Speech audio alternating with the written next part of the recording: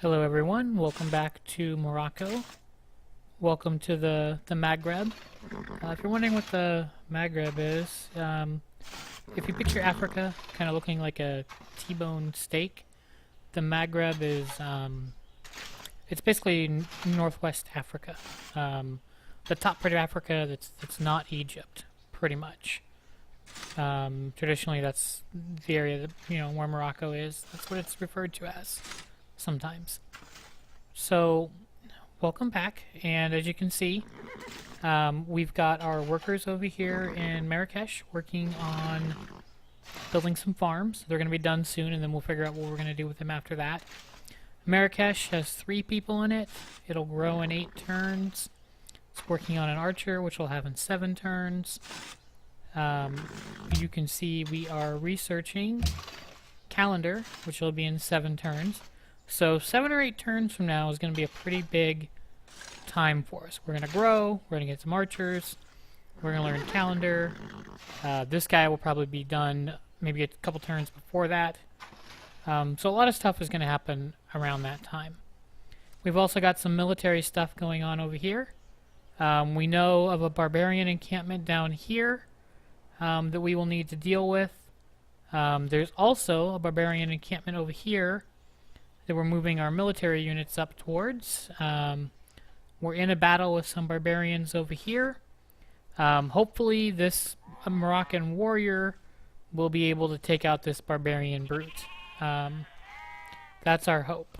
The brute and the warrior both have equal strength, but you can see we get some pretty hefty bonuses versus barbarians. Part of that's just because of the difficulty level of the game, and part of that is because of the social policy of honor that we chose.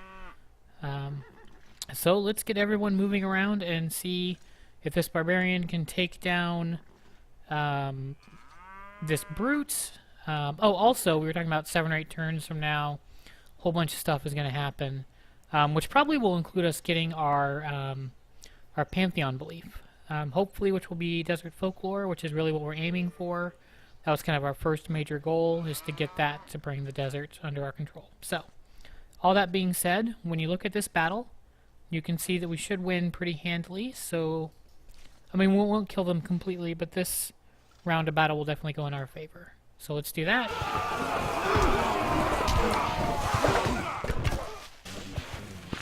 Yep, we took 21 points of damage, he took 39. That's a pretty good exchange for us. So we'll have our next turn process.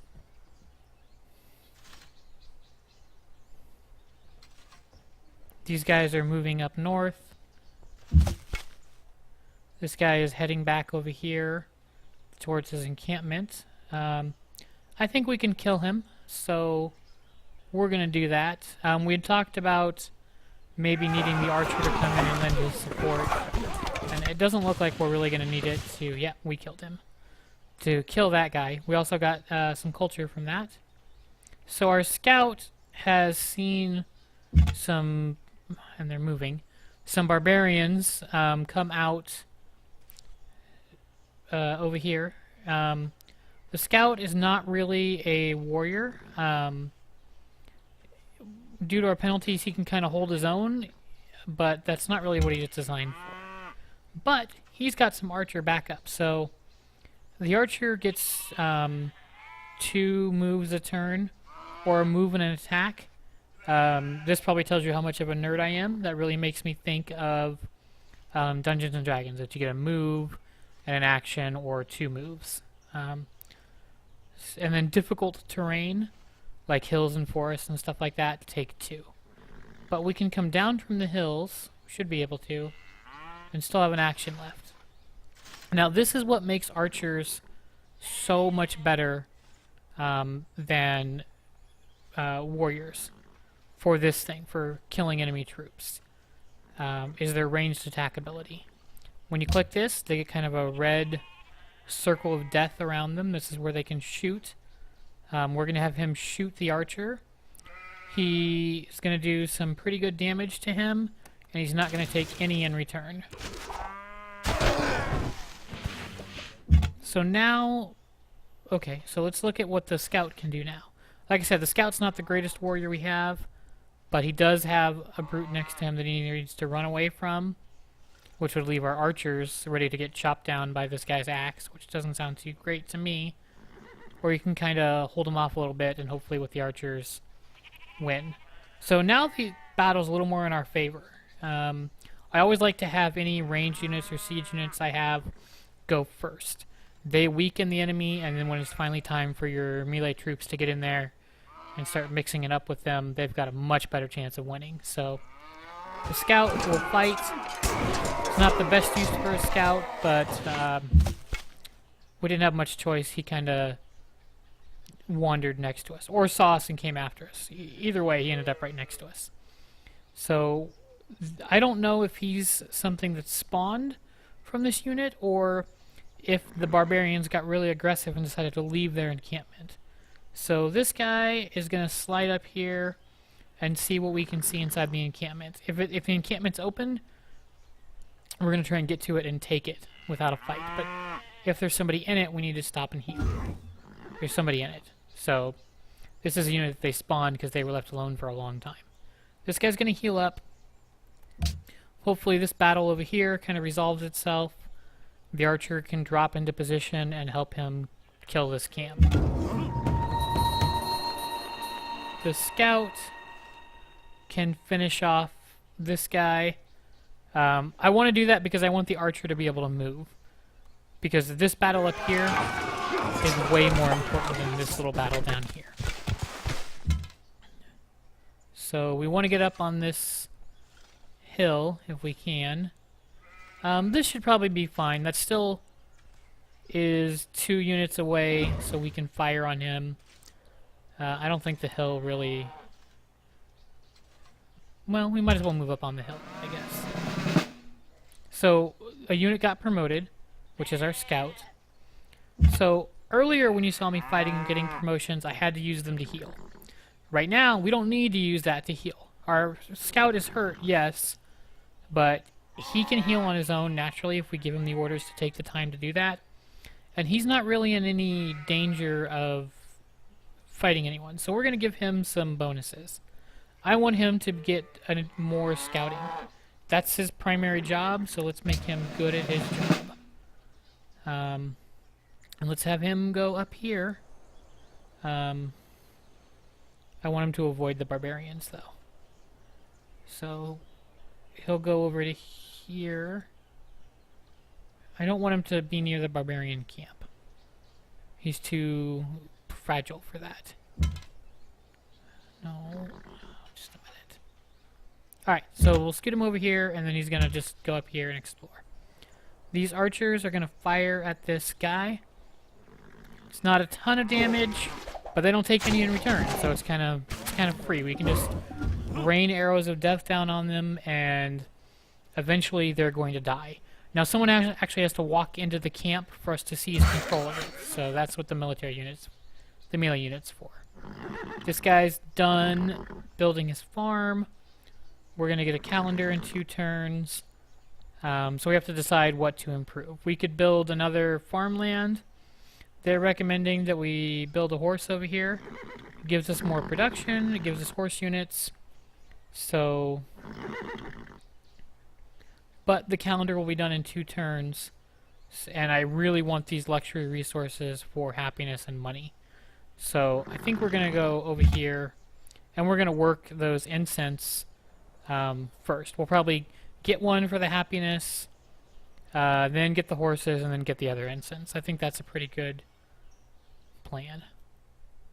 Of course, it's my plan, so I think it's good, but we'll see how it plays out. That may change if we meet someone else and have the opportunity to trade with them, if we get that second incense, but for now, I think that that's probably how we're going to go. Okay, archers will continue to just fire on this guy and just weaken him. Now, this guy I could leave healing some more, but the battle is pretty much all over except for the shouting, so he can move up here and then he can just slaughter these guys now that the archers have done their fair share of the battle. The scouts just keep going north. Okay, Okay, we got another ruin up here. That's good. Ruins, as the game progresses, are rarer to find. They still pretty much offer the same benefits, so we'll see what's up there. Hopefully it's something good. That also means that most likely there's not another civilization too close to us. So we've got a pretty good chunk that is left all to us. So these guys could go in and they would almost kill him, or we could have our archers shoot them first.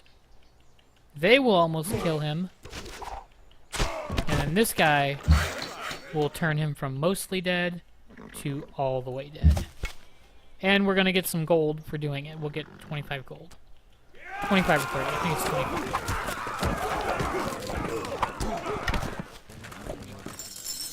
Yep. 25 gold.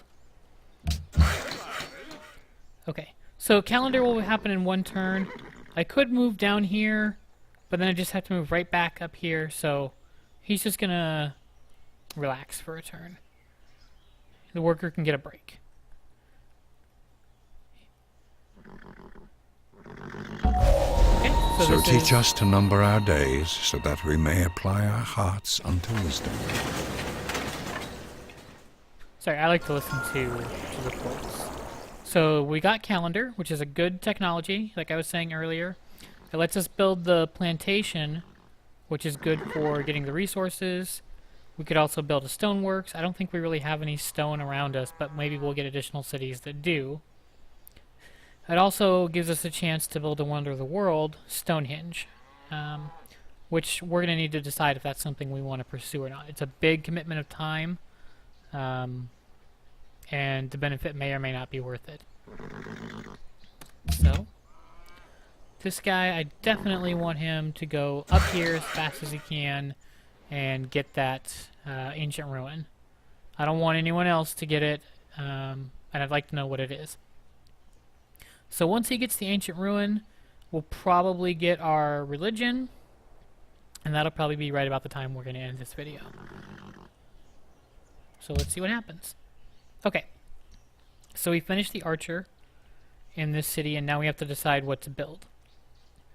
So they're recommending we build a settler, which will take 16 turns. As long as we're building a settler, I think I mentioned this before, your city can't grow. So there's really no reason not to have a production focus going. The extra, if you kept it with a default focus where you're working your farms and stuff, even if you're producing extra food, you can't grow. So it's really wasted. So if we went to a production focus, it would be done in 12 turns. I would like to buy a settler with the gold, and it would cost about 500 gold.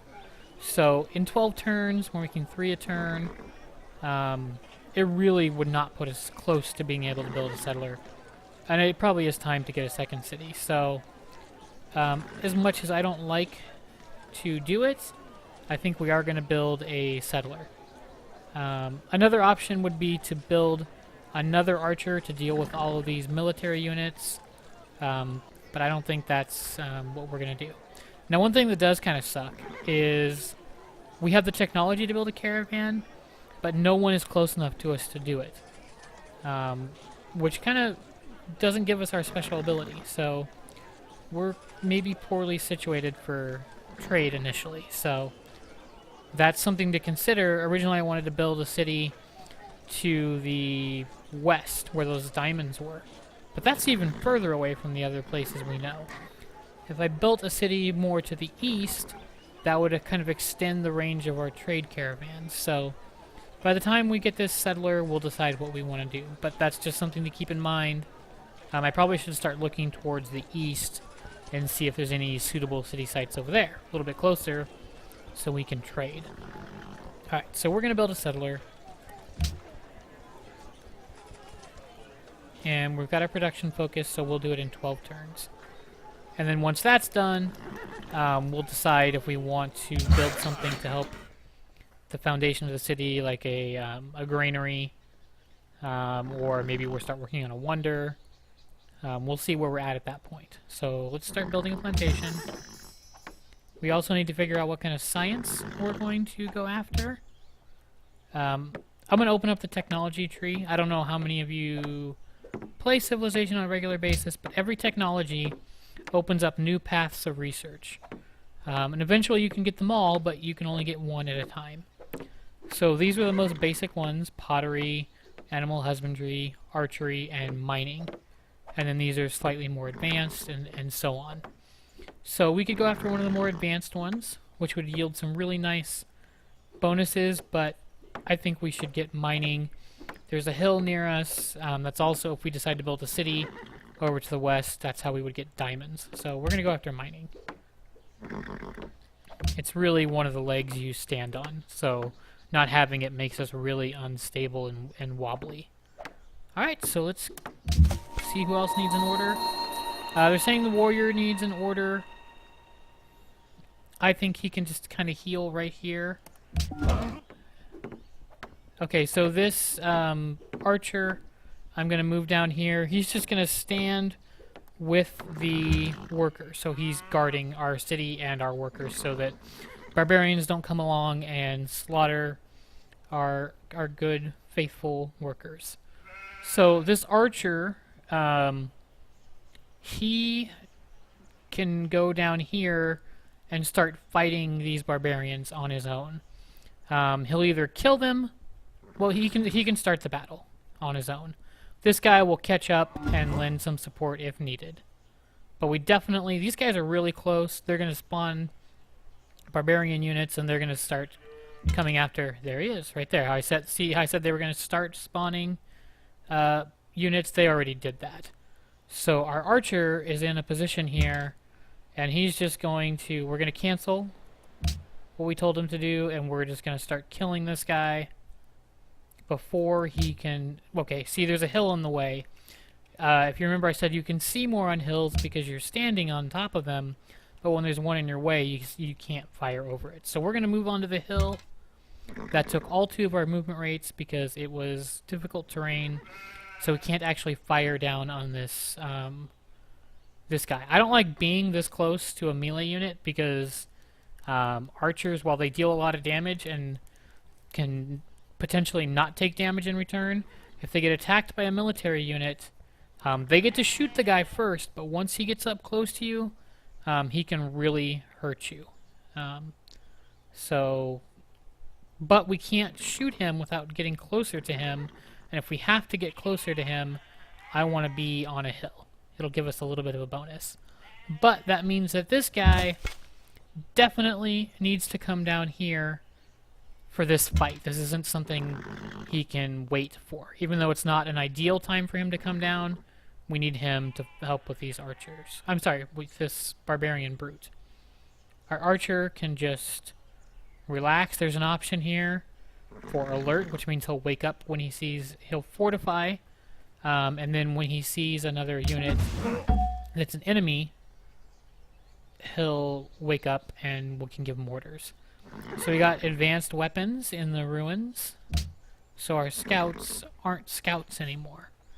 And we met Haide somebody. che de, Alexandro sei mi, hyoston anakton kai ekonoston theon. Okay, so one thing that's kind of cool when you meet world leaders is they speak their own language.